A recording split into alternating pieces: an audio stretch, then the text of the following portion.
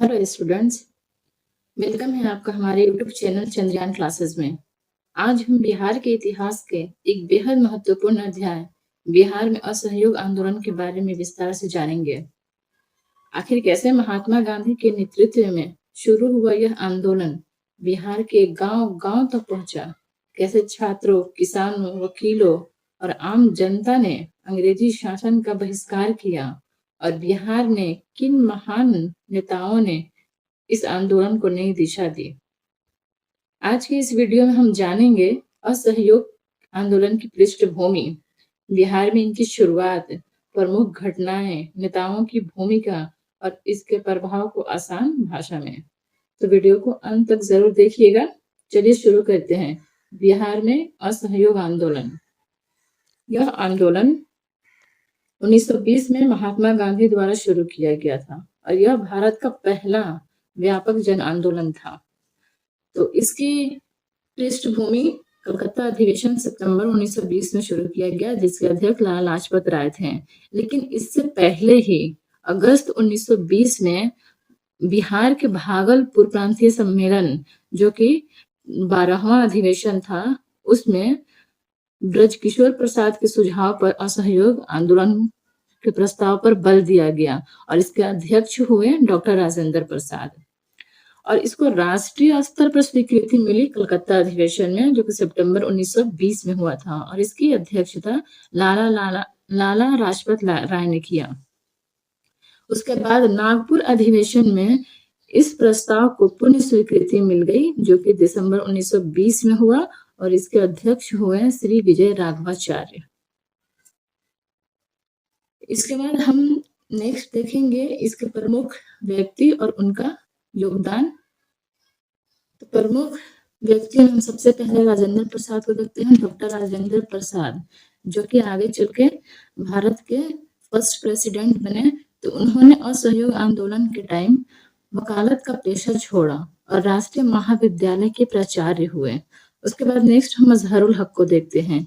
इन्होंने सदाकत आश्रम की स्थापना की और बिहार विद्यापीठ की स्थापना गांधी जी द्वारा किया गया, जिसके कुलाधिपति मजहरुल हक हुए और कुलपति ब्रजकिशोर प्रसाद हुए। तो ब्रजकिशोर प्रसाद के बारे में देखते हैं। तो ये भागलपुर में असहयोग आंदोलन के मुख्य प्रस्तावक के रूप में काम किए और बिहार विद्यापीठ के कुलपति हुए, जैसा कि हमने अभी देखा। फिर और कुछ क्षेत्रीय व्यक्तित्व को देखते हैं, जैसे अनुग्रह नारायण सिन्हा, इन्होंने भी वकालत छोड़ी। उसके बाद शाह मोहम्मद जुबैर, तो ये मुंगेर से नेतृत्व कर रहे थे असहयोग आंदोलन का। उसके बाद मोहम्मद शफी दाऊदी, ये चुनाव से नाम वापस लिए।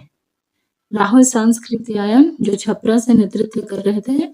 नेक्स्ट जेपी नारायण, जयप्रकाश नारायण, जो कि परीक्षा के 20 दिन पहले पटना कॉलेज छोड़े थे। तो यह हमने कुछ महत्वपूर्ण व्यक्तित्व को देखा, महत्वपूर्ण बिहार से व्यक्ति रहे जिनका असहयोग आंदोलन में देखा जा सकता है। नेक्स्ट हम देखेंगे कि ब्रिटिश बहिष्कार और स्वदेशी निर्माण पर कैसे जोर दिया गया, जिसमें महेंद्र प्रसाद ने राय साहब की उपाधि लौटाई और मजिस्ट्रेट पद से इस्तीफा दिया। उसके बाद राजेंद्र प्रसाद और एएन सिन्हा ने वकालत का पेशा छोड़कर आंदोलन का नेतृत्व किया। राष्ट्रीय महाविद्यालय और बिहार विद्यापीठ की स्थापना कर स्वदेशी शिक्षा को बढ़ावा दिया गया और महिलाओं द्वारा चरखा चलाने तथा खादी पहनने के अभियान की अभूतपूर्व भागीदारी महिलाओं द्वारा किया गया। इसके बाद कुछ इम्पोर्टेंट पॉइंट्स को देखते हैं, जो बहुत ही ज्यादा इम्पोर्टेंट है बिहार गवर्नमेंट एग्जाम के लिए।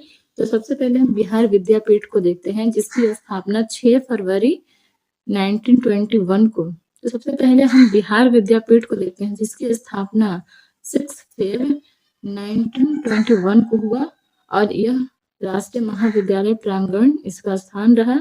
गांधी जी द्वारा इसका उद्घाटन किया गया। इसका उद्देश्य, बिहार विद्यापीठ का उद्देश्य स्वदेशी और राष्ट्रीय शिक्षा का प्रसार करना था।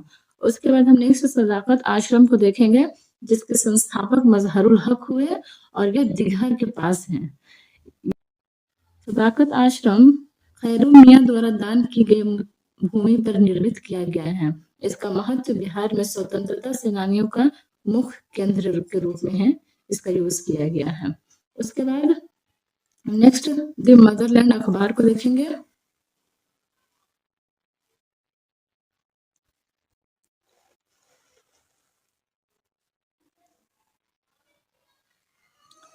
द मदरलैंड जो कि एक अखबार है और इसका प्रारंभ 30 सितंबर 1921 को हुआ। इसके संस्थापक मजहरुल हक हुए, जो कि सदाकत आश्रम से संचालित किया जाता था। और द मदरलैंड का उद्देश्य है राष्ट्रीय भावना का तीव्र प्रचार प्रसार करना और समाज में हिंदू मुस्लिम एकता को मजबूती प्रदान करना। उसके बाद हम इमारत शरिया को देखेंगे, जो कि फुलवारी शरीफ में स्थित है और इसके संस्थापक मौलाना सज्जाद हैं। इसका उद्देश्य ब्रिटिश सरकार से पूर्ण सहयोग के लिए एक समानांतर और स्वतंत्र संस्थागत ढांचे का निर्माण करना है। एक और पॉइंट है बिहार कौमी सेवक दल, जिसकी स्थापना 27 नवंबर 1921 को हुआ। इस जन आंदोलन की शक्ति के रूप में हम कुछ पॉइंट्स को देखेंगे, जिसके वजह से असहयोग आंदोलन को एक शक्ति प्रदान हुई। इसमें सबसे पहले हम देखेंगे शराबबंदी, नशाबंदी, जिसकी शुरुआत शाहबाद के डुमराव से हुआ और ये नवंबर 1920 में हुआ। सबसे अधिक शराबबंदी का प्रभाव गया, पटना और शाहबाद में दिखता है। ताड़ी तथा शराब की दुकानों पर धरना प्रदर्शन किया गया और इसका सीधा प्रभाव ब्रिटिश सरकार के राजस्व में भारी गिरावट के रूप में देखा गया। इसके एक और पॉइंट्स को हम एकजुटता के रूप में देख सकते हैं। शौकत अली और मोहम्मद अली, जो अली बंधु थे, उनके बिहार का दौरा असहयोग और खिलाफत आंदोलनों का संगम किया, जिससे ग्रामीण जन समर्थन में भारी वृद्धि हुई।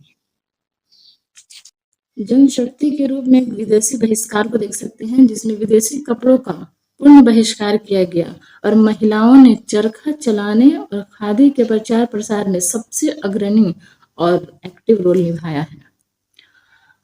उसके बाद हम देखते हैं 22 दिसंबर 1921, जहाँ पूर्ण बहिष्कार का निर्णय लिया जाता है। प्रिंस ऑफ वेल्स का पटना आगमन होता है, जहां बिहार विद्यार्थी परिषद ने सरला देवी की अध्यक्षता में अपने हजारीबाग अधिवेशन में ब्रिटेन के राजकुमार के आगमन के विरोध का निर्णय लिया। उसके बाद दो डेट को हम देखते हैं, 5 फेब 1922 और 12 फेब 1922, जो कि असहयोग आंदोलन के महत्वपूर्ण डेट्स हैं। 5 फरवरी को चौरी चौरा कांड यूपी में हुआ था। यूपी की हिंसा ने असहयोग आंदोलन, जो कि शांतिपूर्ण तरीके से चल रहा था, उसकी दिशा बदल दिया। इसी चौरी चौरा कांड के बाद महात्मा गांधी ने 12 फेब 1922 को आंदोलन स्थगित कर दिया और राष्ट्रीय नेतृत्व के आह्वान पर बिहार में भी सभी असहयोग गतिविधियों को औपचारिक रूप से रोक दिया गया।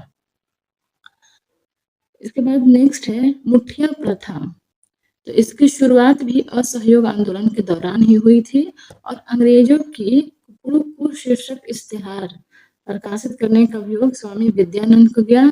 उसके बाद एक फिरंगिया संगीत, इसके रचयिता मनोरंजन प्रसाद सिन्हा हुए। एक नेक्स्ट हुआ फिरंगिया संगीत, जिसके रचयिता मनोरंजन प्रसाद हुए। इस टॉपिक से रिलेटेड एक कोटेशन है जो प्रीवियस एग्जाम में पूछा गया है कि महात्मा गांधी ने कहा था कि राजेंद्र प्रसाद की जन्म स्थली होने के कारण जीरादेई को तीर्थ स्थान, वहीं खादी भंडारों के कारण दरभंगा को आधुनिक तीर्थ स्थान की संज्ञा दी गई महात्मा गांधी द्वारा।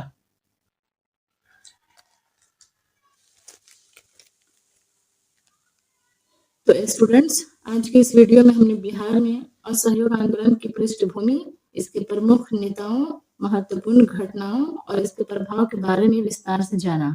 असहयोग आंदोलन ने बिहार में राष्ट्रीय चेतना को मजबूत किया और आम जनता तक स्वतंत्रता आंदोलन से जोड़ने में महत्वपूर्ण भूमिका निभाई। अगर आपको यह वीडियो पसंद आया हो तो वीडियो को लाइक करें, अपने दोस्तों के साथ शेयर करें तथा हमारे YouTube चैनल चंद्रयान क्लासेस को सब्सक्राइब करना ना भूलें। साथ ही बेल आइकन जरूर दबाएं ताकि आने वाली सभी शैक्षणिक वीडियो की जानकारी आपको सबसे पहले मिल सके। Thank you.